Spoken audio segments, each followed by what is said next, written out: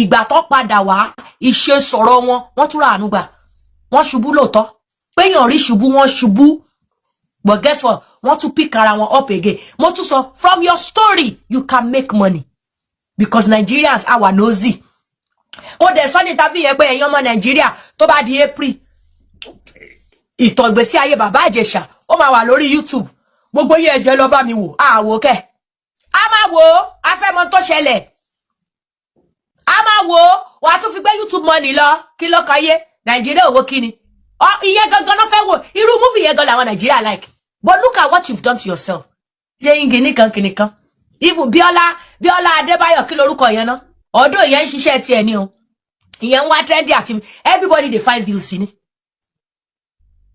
but well we cannot blame Bíọ́lá now because Bíọ́lá fún ní platform ṣẹ́rí lè blame Bíọ́lá kó fún ní platform in tó jáde lẹ́nu bàbá Ìjẹ̀ṣà la máa blame even there are some questions that when they ask you wàá fi tọmọlúwàbí jẹ especially cases like your case a pedophile case even kí Bíọ́lá bí ẹ and I'm very sure kẹ́ tó máa ṣe interview wọ́n ti máa ń kọ́kọ́ sọ ní ebi mi náà ṣe interview rí nǹkan báyìí la máa bí yín o wàá fi tọmọlúwàbí jẹ ni. The reason why I will blame Bíọ́lá is Bíọ́lá, you are aware that Baba Ìjẹ̀ṣà case is a complicated case. Even you yourself, you like dragging. Or like it come abu or like it dragging. Not this time. If you don't like dragging, it is a sensitive case. Mommy Gabriela Eshema. Sensitive case in the case of Baba Ìjẹ̀ṣà. Kí ló dé tó put her into it. Ìwọ ni kọ́kọ́ ló máa interview èèyàn. Kí ló dé tó choose that interview Baba Ìjẹ̀ṣà. It's because of what? You are ready for dragging too. People will drag you.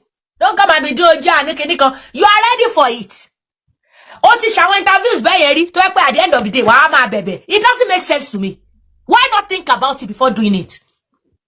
Kò sẹ́ni tí ó mọ̀ nínú Nigeria yàtọ̀ abroad. Pé case Baba Ìjẹ̀ṣà ó wà complicated. Pé case Baba Ìjẹ̀ṣà kì í ṣe case kékeré. Case tó lọ ilé ẹjọ́, tó lọ government, gbogbo èèyàn ló mọ̀ pé case Baba Ìjẹ̀ṣà ó ń ṣe kò ń ṣe case Ṣẹ́gun Johnson àti ìyàwó ẹ̀ náà. Everybody mọ̀ pé case Baba Ìjẹ̀ṣà was sensitive. And the way I see Bíọ́lá, you act as if you don't like wàhálà. O máa ń ṣojú bíi pé ẹjọ́ mi ò fẹ́ wàhálà, but every time o máa ń fi rẹ̀ sínú wàhálà. Why? Bíọ́lá Adébáyọ̀, she doesn't like wàhálà. But every time o máa ń fi rẹ̀ sí wàhálà. Tó bá ti wá fi rẹ̀ sí wàhálà yẹn tán, wá ṣe fídíò, ẹjọ́ ẹ dáríjì mi, ẹ apologize. Why do it in the first place?